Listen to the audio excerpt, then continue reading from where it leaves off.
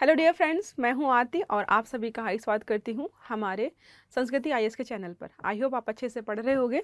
हमारे चैनल पे अगर आप डेली विजिट करती हैं तो आपको पता है हर एक घंटे आधे घंटे में एक न्यूज़ जो बहुत ज़्यादा चर्चा में चल रही होती है वो आपको आर्टिकल के फॉर्म में हमारे चैनल पर मिलती है, जिस पे हम डिस्कस कर रहे होते हैं उस टॉपिक के बारे में। क्योंकि अगर वो टॉपिक आपके एग्जाम्स के हिसाब से बहुत इंपॉर्टेंट है तो उसके सारे डायमेंशंस को हम अच्छे से कवर करने का प्रयास करते हैं, चाहे वो आपका इकोनॉमिकल हो या जोग्राफिकल टॉपिक हो या इन्वायरमेंटल टॉपिक है। तो आज हम एक लेकर क्या है, कल्चरल, मतलब एक तरीके से कल्चर ही कह सकते हैं, क्योंकि धर्म को लेकर बात हो रही है यहाँ पे। तो बात इसलिए हो रही है, यहाँ पे बात की गई है कि जो मतलब मदरसे होते हैं, आपको पता है मदरसों में ज़्यादातर धार्मिक शिक्षा ही प्रोवाइड की जाती है। वहाँ पे इस्लाम धर्म से संबंधित शिक्षाएं दी जाती हैं। हमारे मन में यही चीज़ें चलती हैं हमेशा कि मदरसा मतलब कि इस्लाम धर्म से संबंधित शिक्षाएं दी जाएंगी। लेकिन अभी जो है उत्तराखंड में चर्चा हो रही कि लगभग 419 मदरसे ऐसे हैं जहाँ पर ये बात चल रही कि वहाँ पर संस्कृत पढ़ाई जाएगी और मंत्रों का उच्चारण भी किया जाएगा। और भी चीज़ें वहाँ पर चर्चा में चल रही कि भाई वहाँ पर जो NCERT का जो हमारा पाठ्यक्रम है, 12 तक जो हमारी किताबें चलती हैं, उनको भी ऐड किया जाएगा। क्योंकि मदरसे जो है शिक्षा का स्थान है, तो वहाँ पे शिक्षा का आधुनिकीकरण करने की बात की जा रही कि आधुनिक शिक्षा जो आपका भविष्य बनाएगी, बच्चों का जो भविष्य बना सकती है, वैसे ही शिक्षा उपलब्ध करानी चाहिए। तो इसको लेकर के अलग अलग जगहों पर चर्चा चल रही है। इस पर अभी वाद विवाद भी होगा, अभी ऐसी कोई न्यूज़ नहीं आई है। वैसे काफ़ी दिनों से ये चर्चा में चल रहा था। तो कुछ लोगों ने, मतलब कुछ बड़े बड़े उलेमा वगैरह हैं, उन्होंने क्या है मंजूरी भी दी है या फिर कह सकते हैं सहमति जताई है कि ठीक है, अच्छी बात है। और वैसे भी मदरसे का मतलब ही यही होता है कि शिक्षा ग्रहण करने वाली जगह या पढ़ने वाली जगह। तो अगर उस जगह पर अच्छी शिक्षा दी जा रही है, ऐसा जो मुस्लिम समाज के बच्चों को या बच्चों का भविष्य बना सकती है, तो अच्छी बात है। क्योंकि आप देखेंगे ना तो समाज में लोगों के अंदर ये मानसिकता बैठी है, मतलब मानसिकता बनी हुई है लोगों की कि मुस्लिम समाज में एक तो बच्चे पैदा करने की जो प्रवृत्ति है वो बहुत ज़्यादा है। मतलब नंबर ऑफ द जो चाइल्ड्स होता है, चिल्ड्रन बोल सकते हैं, वो ज़्यादा होते हैं कंपैरिजन करें अगर हिंदू और या फिर अलग कम्युनिटी से।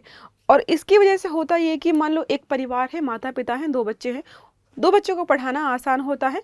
लेकिन अगर एक माता पिता हैं, 5 बच्चे हैं, 6 बच्चे हैं, और जो माता पिता हैं उनकी जो सोर्स ऑफ इनकम है वो फिक्स नहीं है, कभी 5,000 आ रहे हैं महीने में, कभी 10,000 आ रहे हैं, तो क्या करते हैं वो अपने बच्चों को जो है सोर्स ऑफ इनकम समझते हैं कि ये भी काम करने जाएंगे तो इनसे पैसे आएंगे।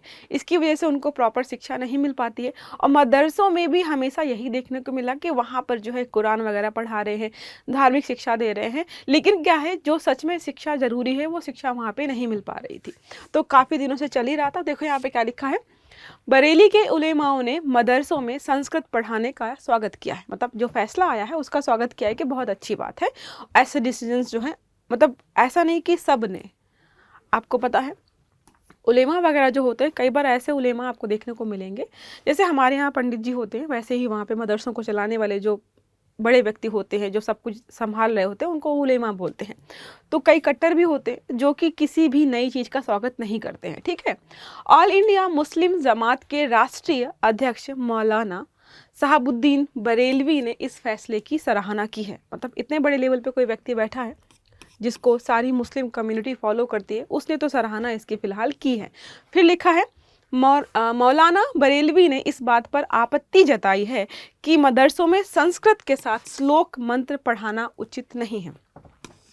उन्होंने बोला है कि ठीक है पाठ्यक्रम बदल रहे हैं आप, अच्छी बात है, लेकिन उन्होंने बोला है कि मदरसों के अंदर जो है संस्कृत के साथ श्लोक और मंत्र पढ़ाना उचित नहीं। मतलब संस्कृत आप भाषा समझाइए, जैसे क्या है संस्कृत में कोई पाठ चल रहा है, मतलब पाठ इन द सेंस कि कोई चैप्टर है, कोई कहानी है, कोई कविता है, किसी चीज़ के बारे में समझाया जा रहा है, ओके, उन्होंने बोला सब ठीक है, लेकिन आप संस्कृत के मंत्र और श्लोक मत समझाइए। उन्होंने इसका उदाहरण देते हुए कहा कि अगर मान लीजिए किसी हिंदू स्कूल में या फिर किसी मंदिर में हम जा कर के उर्दू में जा कर के या फ़ारसी में जा कर के यहाँ पे कुरान पढ़ाना शुरू कर दे, कुरान बोलना शुरू करें, तो बोला है कि आप जो है ये बदलाव लाना चाहते हैं तो इसको अच्छे किस्म में लाइए, ना कि किसी के धार्मिक या धार्मिक भावनाओं को ठेस मत पहुँचाइए, ठीक है। तो कुछ लोग हर्ट हो सकते हैं कि भाई हमारे जो है मदरसों में जो है हमेशा से उर्दू और अरबी या फ़ारसी भाषाओं में जो है हमारी शिक्षा दी जाती थी, अब संस्कृत के श्लोक पढ़ाए जा रहे हैं हमारे बच्चों को, तो कुछ लोग इस बात से आहत हो सकते हैं। अगला क्या लिखा है, उत्तराखंड में बात करें तो लगभग 416 मदरसे यहाँ पे संचालित हो रहे हैं। ठीक है, कुछ उत्तराखंड वक्फ बोर्ड के अधीन आते हैं, कुछ जो है उत्तराखंड मदरसा बोर्ड के अंतर्गत आते हैं। वक्फ बोर्ड आपको आई थिंक पता होगा, अभी कुछ दिन पहले ही इसमें संशोधन किया गया है। वक्फ बोर्ड क्या होते हैं, एक तरीके से ऐसे संस्थान होते हैं जो संपत्ति वगैरह जितनी भी होती है, मतलब जैसे मंदिर की संपत्ति होती है वैसे मस्जिद की संपत्ति होती है। वक्फ बोर्ड ऐसे थे, मतलब इनको लेकर के मुद्दा ये बना था कि अगर किसी मुस्लिम समुदाय के पास कोई ज़मीन पड़ी है, किसी व्यक्ति के पास ज़मीन पड़ी है अब तो वक्फ बोर्ड उस पर नज़र डाल ली कि ये ज़मीन अब वक्फ बोर्ड की है, तो वो उनकी हो जाती थी। तो और उसमें ये था कि आप जो है प्रूव करें ना करें कि ज़मीन मेरी है, मैंने कब दी वक्फ बोर्ड को, तो आप जो अपने आप को सही साबित नहीं कर पाएंगे। तो इसलिए मुद्दा बना था। उसका एक अलग से वीडियो आपको हमारे चैनल पर मिल जाएगा, आप ज़्यादा डिटेल में देखना चाहते हैं तो उसको देख सकते हो। ठीक है, अब आते हैं हम कि भाई मदरसा जिसकी इतनी चर्चा हो रही है, मदरसा आखिरकार क्या होता है। कई बच्चों में अंदर, हम लोग के अंदर जो उत्सुकता होती है जानने की कि मदरसे क्या होते हैं। जैसे आप बहुत सारे हिंदू स्टूडेंट्स यहाँ पे पढ़ रहे होंगे तो उनको जानना होता है, दूसरे धर्म को जानने में मज़ा आता है कि कैसे चलता है, उनकी पूजा कैसे होती है, उनकी शादियाँ कैसे होती हैं, उनके स्कूल में कैसे पढ़ाया जाता है, उनके कुरान में कौन सी कथाएँ चलती हैं। जैसे हमारे हिंदू धर्म में कथाएँ होती हैं, अनेक लोग कथाएँ जो सुनते हैं, तो वैसे उनके धर्म में भी अलग अलग चीज़ें होती हैं, वो जानने का मन करता है। तो वैसे अगर आपसे कोई पूछे मदरसा क्या होता है, देखो मदरसा क्या है, अरबी भाषा का शब्द है जिसका मतलब होता है पढ़ने का स्थान। देखो इस्लाम धर्म अपने आप में बहुत खूबसूरत है, उसको बनाया गया था खूबसूरती के साथ, लेकिन समय के साथ ना लोग अलग अलग आते हैं, अपनी विचारधाराओं के हिसाब से धर्म को चलाने का प्रयास करते हैं, जिसकी वजह से जो है जिस विचारधारा को लेकर कोई चीज़ बनाई गई होती है बाद में वो बदल जाती है। ठीक है, तो मदरसे में दीनी तालीम पढ़ाई जाती है जिससे कि लोगों को इस्लाम धर्म के बारे में जानकारी हो सके। शुरुआत से यही चल रहा है कि इस्लाम धर्म के बारे में जानकारी हो सके, यही तालीम दिए जा रहे हैं वहाँ पर। इसके साथ हिंदी, अंग्रेजी, गणित, विज्ञान, भूगोल जैसे अन्य विषय भी पढ़ाए जाते हैं, लेकिन जो है इन पर जो है ज़्यादा ध्यान नहीं दिया जा रहा था, समस्या यही आ रही थी। इसलिए जो है अब एनसीईआरटी उनके पाठ्यक्रम में ऐड की गई है, संस्कृत भी ऐड की जा रही है ताकि जो है अच्छे से पढ़ सके, कुछ मतलब दिमाग उनका खुले, कुछ अच्छी चीज़ें समझ पाएँ। ठीक है, तो देखो यहाँ पे लिखा, अगर हम बात करें कि पहली बार या कहाँ से मदरसों की शुरुआत की गई थी, तो 1192 ईस्वी में अजमेर में पहला भारतीय मदरसा शुरू हुआ था। ठीक है, तो ये याद रखिएगा, फर्स्ट जो है इंडियन मदरसा जो है 1192 ईस्वी में स्टार्ट किया गया था। कहाँ पर? अजमेर में शुरू किया गया था। उसके बाद जो है हमें अलग अलग जो है जगहों पर देखने को मिलते रहेंगे। मुगलों के समय जो है खासकर अकबर के शासनकाल में जो है मदरसों में दूसरे विषयों की पढ़ाई शुरू हुई थी। आपको पता है कि अकबर खुद भले ही पढ़े लिखे नहीं थे, लेकिन उनकी जो विचारधारा थी बहुत मतलब प्रगतिशील विचारधारा के थे। उस समय भी वो हिंदू धर्म और मुस्लिम धर्म को एक साथ करना चाहते थे, विचारधारा भी उनकी अच्छी थी। तो उन्हीं के समय ही जो है मदरसों में अन्य विषयों को पढ़ाने को लेकर के बातचीत स्टार्ट हुई और उन्होंने स्टार्ट भी वहीं से किया था। ठीक है, फिर अगला लिखा है, देखो अल्पसंख्यकों को विशेष अधिकार। यहाँ पे जो है आप चाहो तो अल्पसंख्यकों वाली चीज़ भी पढ़ सकते हो। अब हम धर्म की बात कर रहे हैं, जब हिंदू धर्म की बात कर रहे हैं, मुस्लिम धर्म की बात करें, तो आप जो हमारे फंडामेंटल राइट्स हैं आर्टिकल 25 से लेकर के 28 तक वो भी पढ़ सकते हो। धार्मिक अधिकार हैं, अलग अलग आर्टिकल में अलग अलग अधिकार दिए गए हैं कि धर्म को मानने का अधिकार दिया गया है।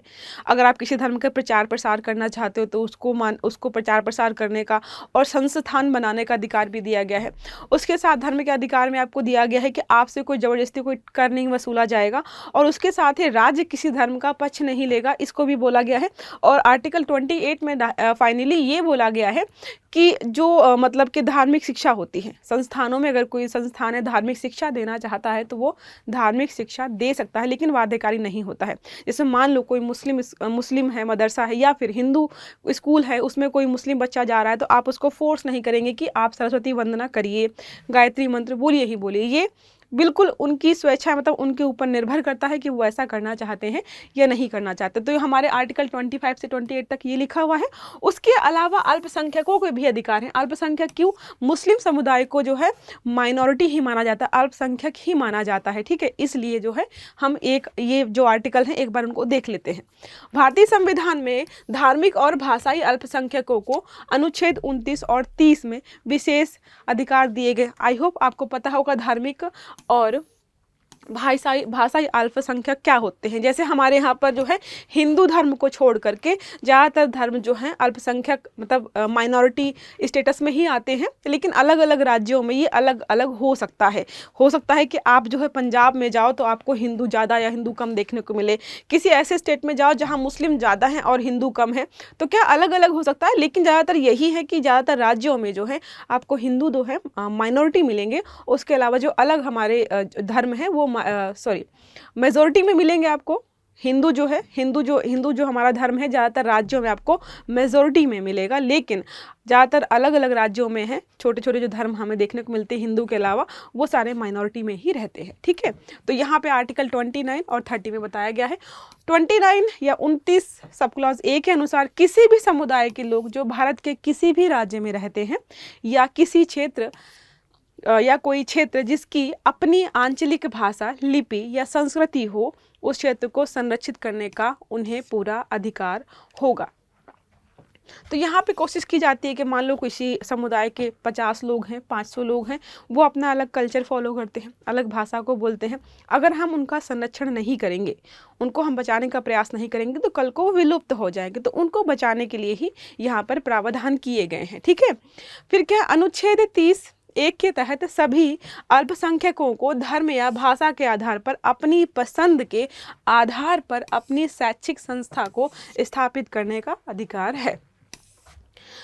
तो यहाँ पे जो अल्पसंख्यक या माइनॉरिटीज़ होते हैं उनको ये अधिकार दिया गया है कि वो अपने धर्म को या अपनी भाषा को प्रसारित करने के लिए मतलब बढ़ाने के लिए या संरक्षित रखने के लिए कोई संस्थान स्थापित करना चाहते हैं तो वो कर सकते हैं। ठीक है, तो ये हमारा सारा हो गया कि अल्पसंख्यकों के अधिकार भी दिए गए हैं। और मुस्लिम कम्युनिटी के बारे में अगर हम बात करें तो उनको हम अल्पसंख्यक के तहत ही अभी देखते हैं, क्योंकि उनकी संख्या जो है बहुत ज़्यादा आपको हर राज्य में नहीं मिलेगी। ठीक है, आप उत्तर भारत के ज़्यादा राज्यों में देखोगे तो आपको, मुझे नहीं लगता कि बहुत ज़्यादा संख्या में देखने को मिलेगा। दक्षिण भारत में जाएंगे तो थोड़ा देखने को मिलेगा। आप देखो नॉर्थ ईस्ट में जाइए, 7 सिस्टर्स में, आपको कितने मुस्लिम यहाँ पर देखने को मिलेंगे, नहीं मिलेंगे ना। तो इसलिए उनको माइनॉरिटी में ही रखा गया है, इसीलिए उनको धार्मिक अधिकार या शैक्षणिक अधिकार कुछ दिए गए हैं। ठीक है, तो ये हमारा हो गया टॉपिक, यहाँ पे ख़त्म हो जाता है। अब हम मिलेंगे हमारे अगली क्लास में जिसमें हम कुछ नया डिस्कस कर रहे होंगे। तब तक हमसे जुड़े रहिएगा। क्लास अच्छी लगी है तो वीडियो को लाइक ज़रूर करिएगा, अच्छे से पढ़िएगा। Have a good day, thank you.